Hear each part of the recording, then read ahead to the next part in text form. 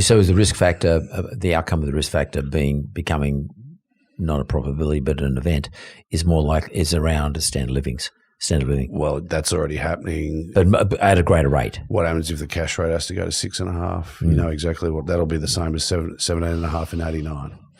And I think we bounced out of the 91 recession for a range of reasons, not least all those reforms that Hawke and Keating did, but also stronger world economy, China.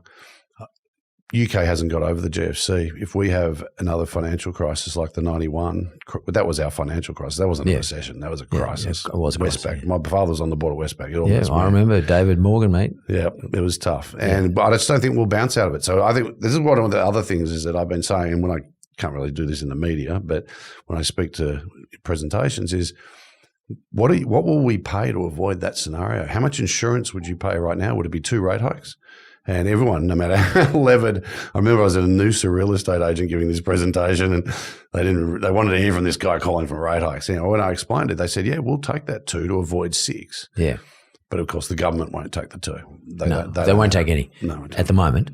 And if they get one, they're going to blame the RBA. Yeah, which is going to create a confidence issue. Yeah, for sure. And look, I'd never be calling for rate hikes to put the economy into recession. I actually think that the best chance of staying on the narrow path was a slightly higher interest rate going back. Have we gone past that now? The window's closing. Yeah, it's a good point. I feel, and this is more gut instinct, which is dangerous when you're an economist, but I feel that window's closing. Yeah, well, I got my gut feeling is 2, which tells me that we're going to stay higher for longer.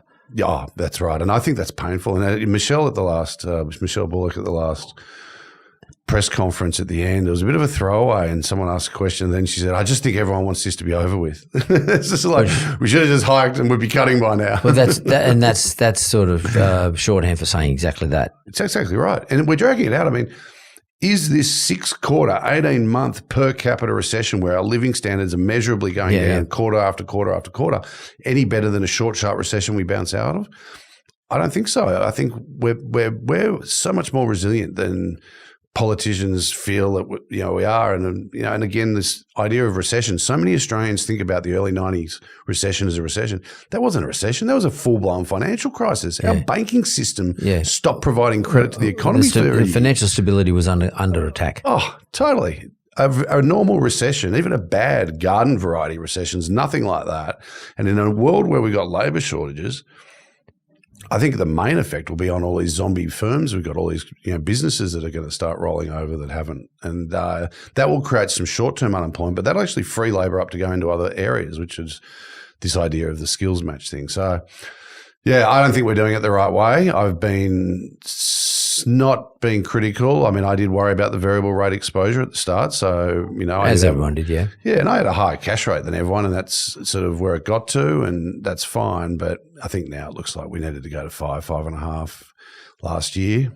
And the question now becomes, how are we going to get out of this? And the next 6 months, next 3 months, I think are probably the most critical 3 months in Australia's modern economic history, probably since like the 91. And maybe since the GST and all that sort of stuff. But it's all about, how does the consumer respond to the tax cuts? Is this public sector jobs juggernaut going to roll on? And of course, the most important thing is, are we going to get the step down in inflation that basically the RBA forecasts need? They keep pushing out the return to target. They keep pushing it out. Their credibility, like they might be worried about tipping the economy into recession, that bigger picture issue. But in the end, they've got to get rid of inflation. Yeah, that's their job. That's their job. And of course, that is what secures our prosperity. Anyone who thinks you can trade off inflation with anything doesn't know what they're talking about. Is 2-3 the right range? Yeah, it is. Still. It is. Yeah, these people. I noticed Joseph Stiglitz was out here, and he was a hero of mine when I was a kid and studying economics, and he was a great academic. But I think the fact that the world works differently to what academics think about has got him all sort of. I mean, the idea that it's just arbitrary is wrong. I mean, I can explain to you quickly why. The whole economy is based on relative price changes. When the orange price goes up versus the apple price, that sends signals to producers and consumers. There's billions of these relative price changes every day. The reason you don't have zero inflation is that our economy doesn't work instantaneously. These price changes take years to work their way through. So you need a little bit of inflation to pragmatically allow the economy to work. If you targeted zero, then any price that went up would be required to also have a price go down. And that would be bad for the economy. That would cause people to fall out of business and stuff like this. So it's a pragmatic number that's about price stability. That is, a little bit of inflation allows the economy to work. But all the evidence shows that any inflation, as it goes up, the cost to the efficient operation of the economy rises exponentially. And of course, the higher you put your target, the harder it is to hit.